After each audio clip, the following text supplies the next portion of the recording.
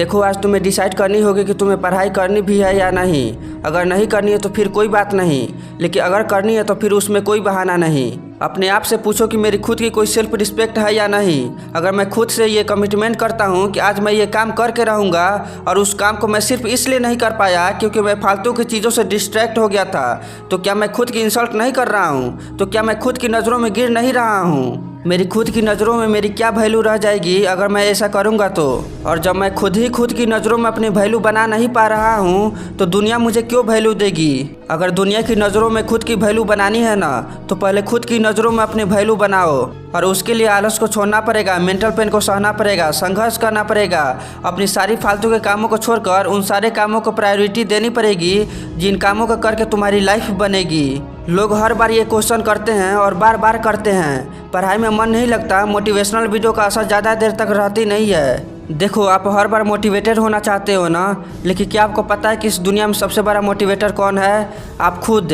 जिस दिन आपके अंतरात्मा अपने सपनों के प्रति जाग गई, उस दिन आपको कोई नहीं रोक सकता, कोई नहीं। देखो किसी भी काम को करने का 3 कारण होते हैं। एक तो जब आप डरे हुए हो, यानी एग्ज़ाम के टाइम, उस टाइम पर आप अपने सारे इंपॉर्टेंट कामों को छोड़कर भी पढ़ाई करते हो, चाहे मन लगे या ना लगे, और उसकी सिर्फ एक ही वजह है, एग्ज़ाम का डर। लेकिन ये डर सिर्फ एग्ज़ाम के टाइम पर ही होता है। दूसरा, जब आप मोटिवेट हो जाते हो मोटिवेशनल वीडियोस देखकर, और उसके बाद आप पढ़ने बैठते हो और पढ़ भी लेते हो, लेकिन इसका भी असर ज़्यादा दिन तक नहीं रहता। कुछ दिन बाद आप फिर से डीमोटिवेटेड होने लगते हो। तीसरा कारण जो कि काफ़ी इम्पोर्टेंट है, अगर कोई भी इंसान इसको समझ लिया, वो अपने लाइफ में कभी भी डीमोटिवेटेड नहीं होगा, और वो है थिंक अबाउट योर लाइफ। अपनी ज़िंदगी के बारे में सोचा है कभी? तुम कहते हो कि मेरा मन नहीं लगता।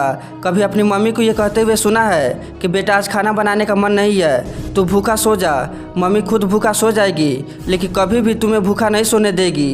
कभी अपने पापा को बिना किसी वजह के ये कहते हुए सुना है, यार आज मन नहीं लग रहा, आज काम पर नहीं जाता हूँ? ज़रा उनके बारे में तो सोचो एक बार।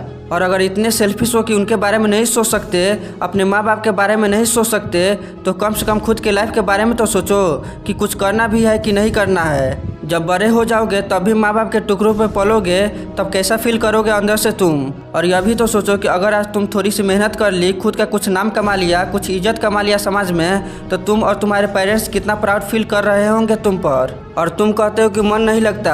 अरे क्या मन नहीं लगता यार? क्या है ये मन? ये वो चीज़ है जिसको सिर्फ गलत चीज़ों में ही मजा आता है। ये मन कभी नहीं कहेगा कि तुम पढ़ लो, ये मन तुमसे कभी नहीं कहेगा कि तुम अच्छे काम कर लो। अगर मन के चक्कर में रह गए ना, तो ये मन तुम्हें बर्बाद करके ही छोड़ेगा। ये जो मन है ना, तुम्हें अंदर से खोखला कर रहा है, और ये तब तक खोखला करते रहेगा जब तक कि तुम अपने करियर के बारे में सीरियस नहीं होंगे।